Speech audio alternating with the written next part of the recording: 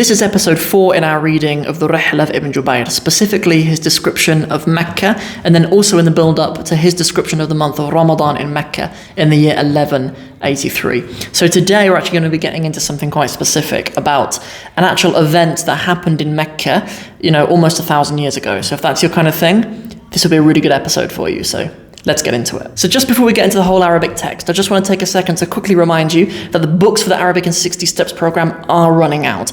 As I'm recording this right now, we have about 38 books in stock, so there will only be 38 people who will ever be allowed into the Arabic in 60 Steps program again. So if you're a person who's been thinking about joining the program but hasn't got around to it, pull your socks up, inshallah, and get yourself in the program. So what that'll mean for you, inshallah, is having lifetime access to the program, having the workbook sent to you in the post, having a WhatsApp number that goes directly to me for any support that you may need, and all the other benefits that come with being a student on the Arabic in 60 Steps program. So for 38 or so of you, see you on the inside. This is the 6th episode in this whole series on the Rihla of Ibn Jubayr, but it is the 4th episode where we've been reading the Arabic of the text. So where we are now is we are in page 98, and we are reading chapter or section 22, and the title of this section is Umratul Akama. So the Umrah, as we've mentioned, is the minor pilgrimage, we might say, to Mecca. And Al-Akama is an important bit of vocabulary for this text. This is the Umrah of Al-Akama. What is an Akama? Ibn Jubayr actually puts a description of what an Akama is in here, or it may be, I think it's actually an edition of Kamil Kilani, actually one of his edits. But he says that it means a tell.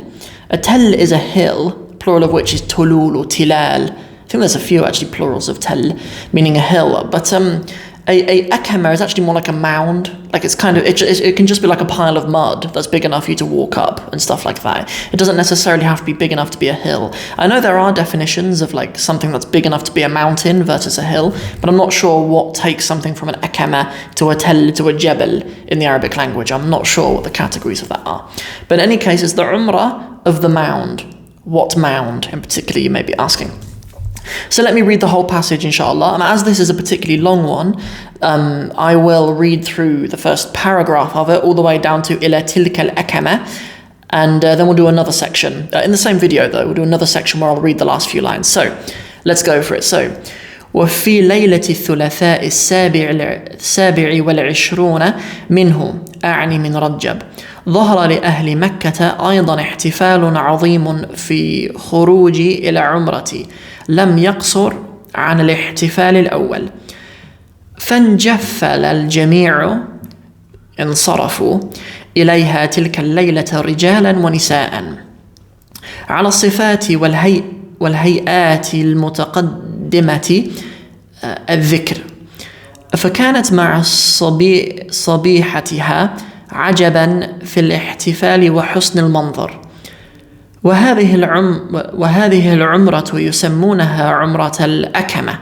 لأنها يحرمون فيها من أكمة أو تل أمام مسجد عائشة رضي الله عنها على مسافة قريبة والأصل في هذه العمرة الأكامية عندهم أن عبد الله بن زبير لما فرغ من بناء الكعبة المقدسة خرج ماشيا حافيا معتمرا وأهل مكة معه فانتهى إلى تلك الأكمة. So we have Ibn Jubayr. It's not just Kamil Kilani's edition. Ibn Jubayr likes to begin these paragraphs with the date and the time and the place where this thing happened. وفي ليلة الثلاثاء, and in the night of الثلاثاء, الثلاثاء meaning the day of the week, is الثلاثاء is the what is it? It must be the Tuesday, right? Yes, Tuesday. And on the Tuesday night, السابع والعشرين. So السابع والعشرين means the 27th, right? السابع meaning the 7th, and العشرين meaning the 20, right? So meaning the 27th. Min who, okay, what does he mean by who? From it, right? What does he mean by who? And he actually explains here, he says, A'ni min Rajab. A'ni means I mean. Yes, A'ni means I mean. Min Rajab. So on the night of the 27th of Rajab is what he's saying. And this would be the year, this would be, he's talking about the year of Rajab, So what does that line up to? Did we say 579 or something? If I've got the dates right in my head. Of the Hijri period. It makes sense to use the Hijri months with, if he's said Rajab, we should stick with the Hijri years, right? If he's used the Hijri months. ظهر لأهل مكة. ظهر is a verb meaning to come out or to appear. It appeared to the people of Mecca.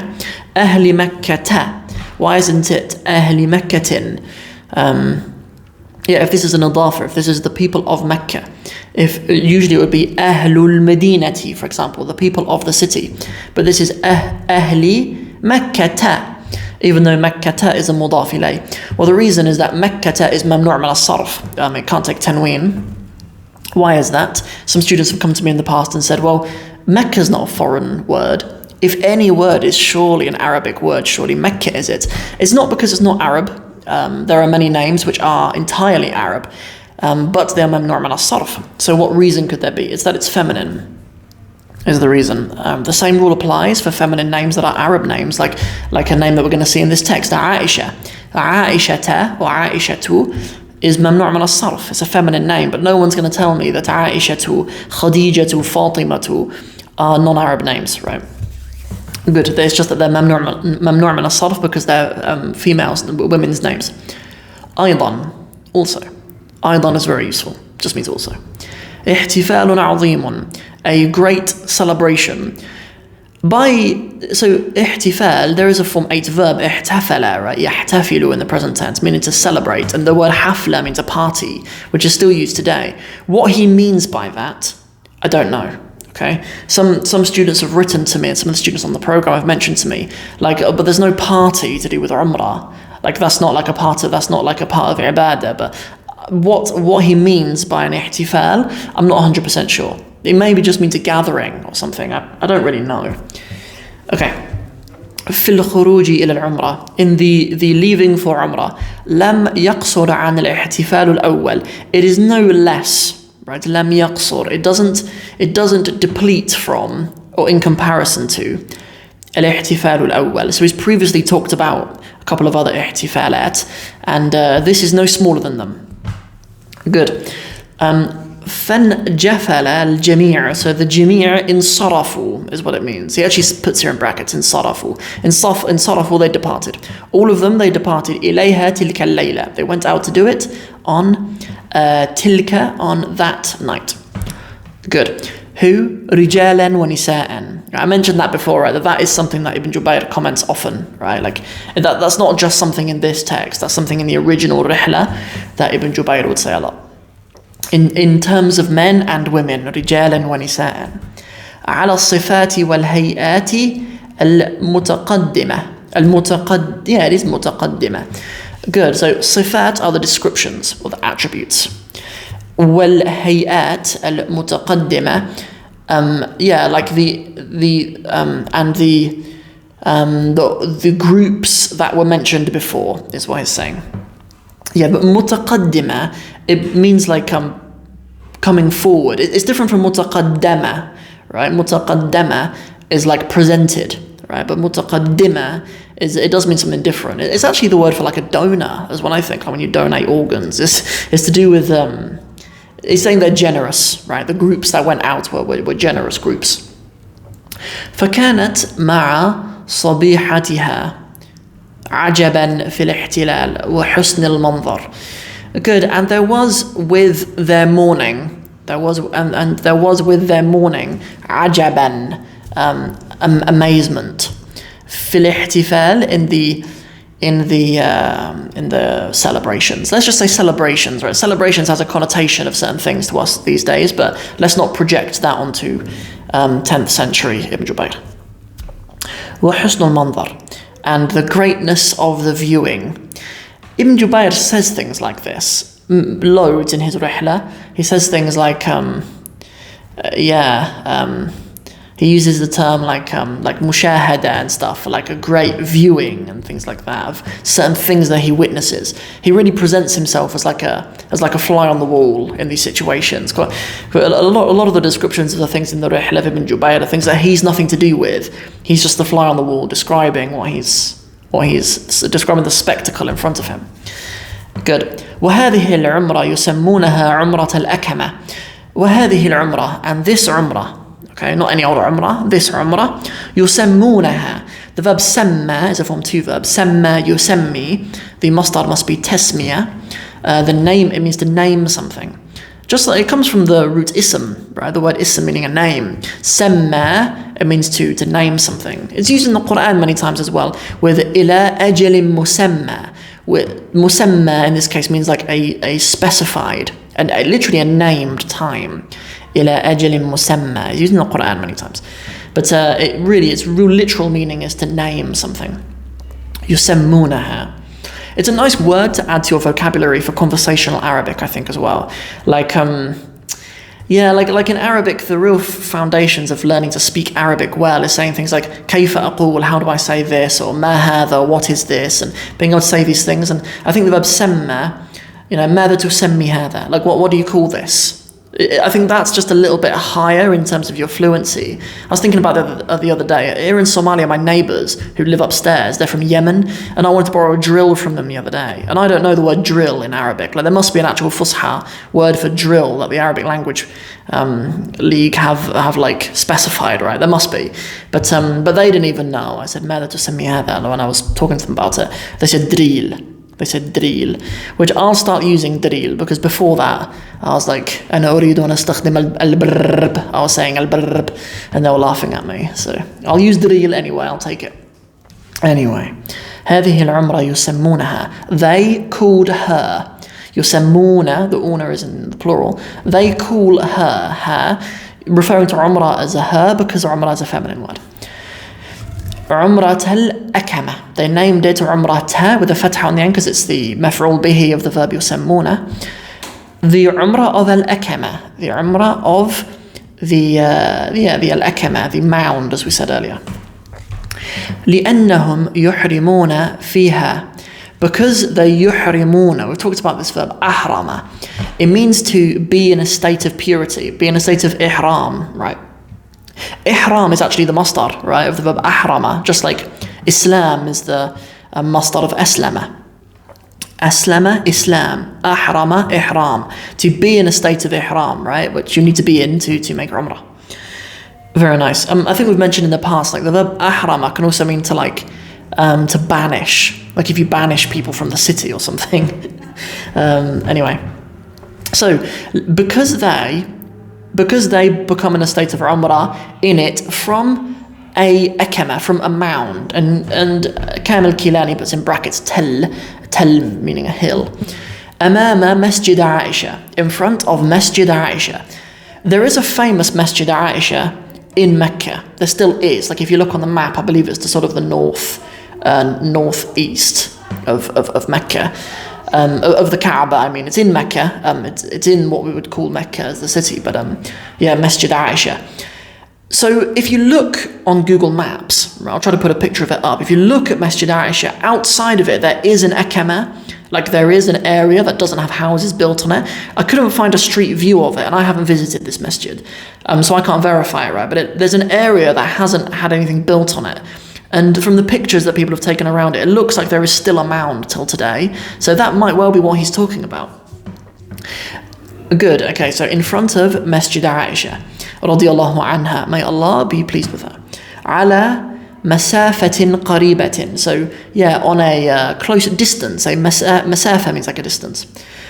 Good. وَأَصْلُ فِي هَذِهِ الْعُمْرَةَ الْأَكَمِيَّةِ. And the origin in this moundish umrah, that's my crude translation, عندهم, to them, أن عبد الله ibn الزبير. So that Abdullah ibn Zubayr was a leader in Mecca. I believe he's like I don't know, is he late? Maybe he's late Asr Umawi, maybe he's late like Umayyad period, maybe. But anyway, he's a leader in Mecca, and that he did this thing.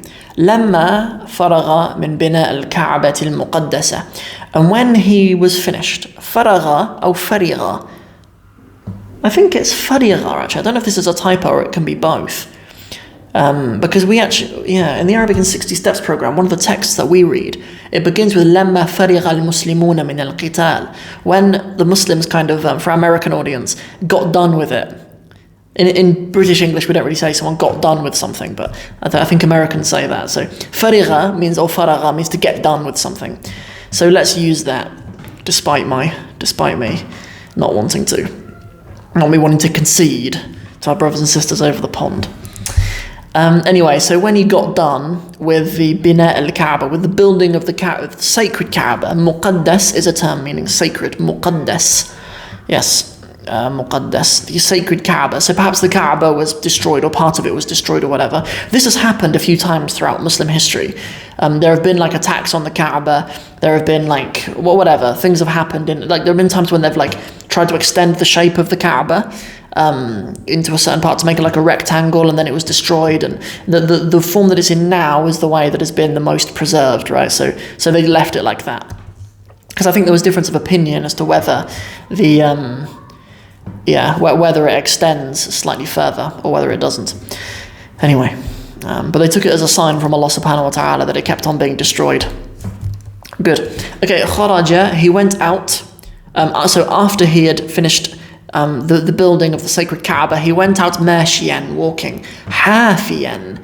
Hafiyan perhaps would say humble, maybe. There's other words for humble. Being mutawadi' is another one, to be humble, but let's just say humble for now, rather than going into all the nuances. So he went out walking, hafiyan, mashiyan, walking, mu'tamiran, in a state of umrah, right? As in with the intention of making umrah. Yeah, there is a form, a verb, i'tamara. Yeah, I'm sure it does mean that. I'm sure it means to go out with the intention for umrah. وَأَهْلُ مَكَّةَ مَعَهُ, and the people of Mecca with him. فَانْتَهَى إِلَى تِلْكَ الْأَكَمَةِ, and they finished going out at this akama. Okay, so they left the city with the intention to come back and do Umrah, and they went out to this akama, to this mound. Okay, so that's the passage. Let me just read one full run through of the next few lines, inshallah. Then we'll talk about the Arabic word for word.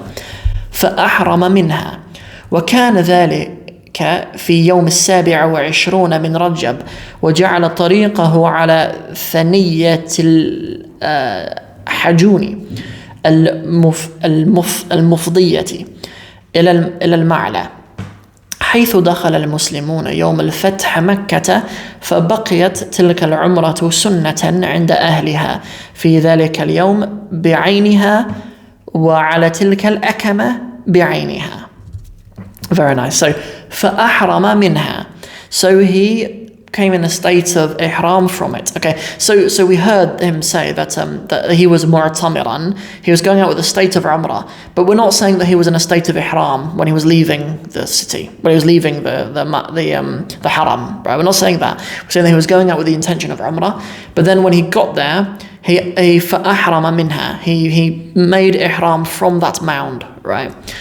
Which is kind of interesting, actually. Like when we go to do Umrah, you come to a certain miqat, and then that's when you have to go into a state of ihram. Even when you're flying over it, actually. I think when you fly to make Umrah, you have to put on your ihram before you even land, right, in Jeddah. Because you reach certain places, I believe. There's certain places that you have to make ihram for. Or make ihram from those places, rather. Okay, but I've always wondered about, what about people who live in Mecca? Like when do they make ihram? Is it from their house, or do they have to go out to a place and then come back, or whatever? But anyway, we have an account here from Ibn Jubayr as what these people did.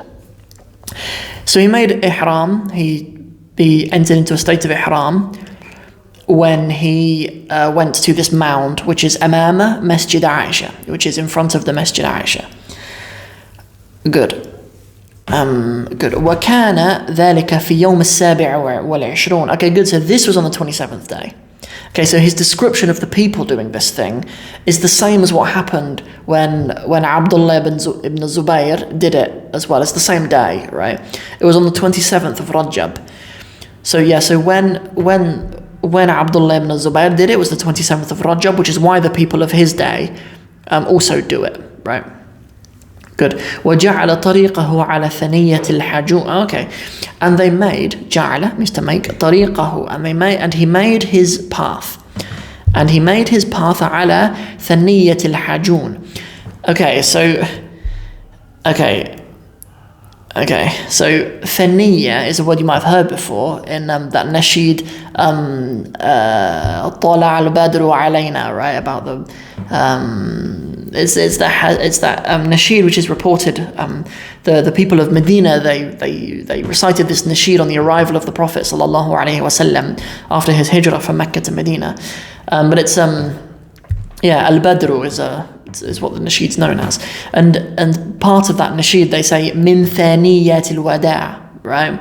Al-wada' min thaniyat al-wada'. I'm not sure what the word on the end is, but thaniya means a valley, right? So where are we? Let me get to it. So he made his path via the valley of Al-Hajun. There is an area called Al-Hajun very close. Like if you were to go around the north, if you were to head west from Masjid Aisha, where this supposed Ekama is in front of, you would go to a district called I believe it's called Al-Hujun now, though, rather than Hajun. Perhaps Ibn Jubayr has made a mistake, or perhaps it's been renamed, or perhaps over time people have pronounced it differently and it's turned to a different name. But I believe it is anyway. If I can find it on Google Maps, I'll put it up on the screen as well so you can see it for yourselves. Good, okay, so they made that direction, the valley of Al-Hajun, the direction that they went in. Ila al-Ma'la. So, I think there's actually a cemetery called Al-Ma'latu or Ma'latun. It might actually be in between. It might be in between Al-Hujun and Masjid Aisha.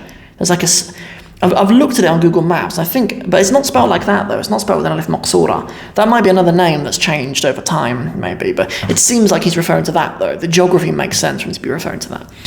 Anyway, حيث دخل المسلمون يوم فتح.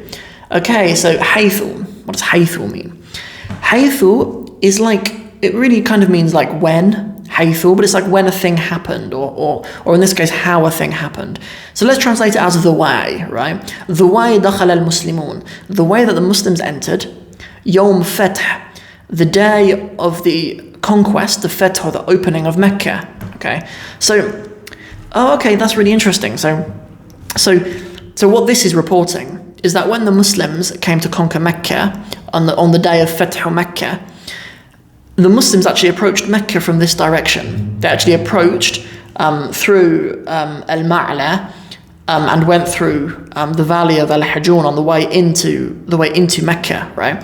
So that's why Abdullah ibn Zubayr, he went and he made Umrah in that same way, right? And that's why the people of Mecca in this time, they made Umrah in that way.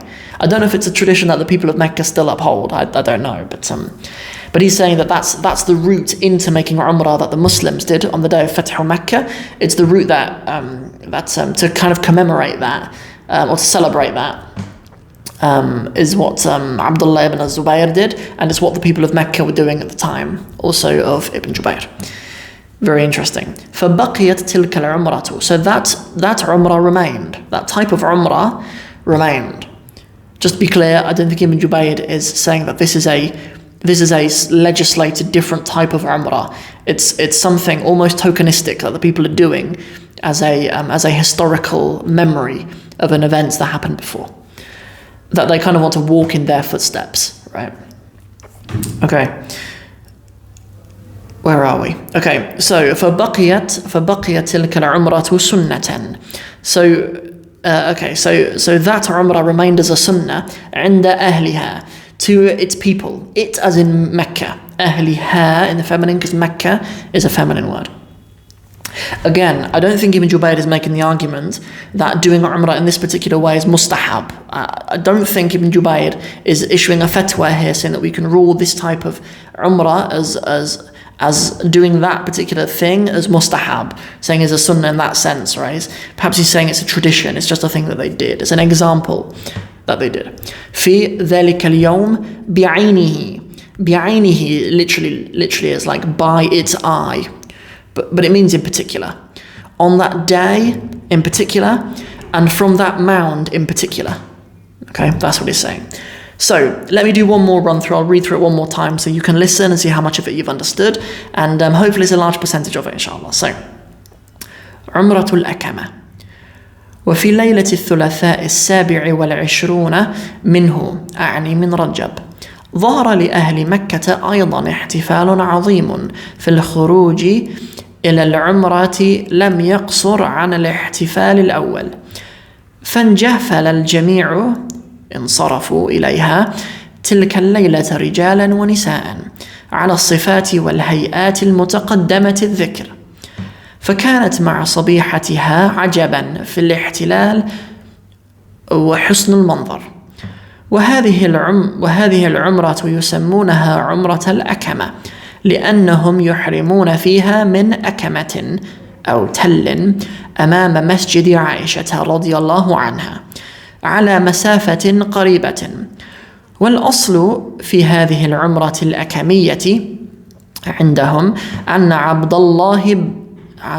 عبد الله بن زبير لما فرغ من بناء الكعبة المقدسة خرج ماشيا حافيا معتمرا، وأهل مكة معه، فانتهى إلى تلك الأكمة فأحرم منها، وكان ذلك في يوم 27 من رجب، وجعل طريقه على ثنية الحجون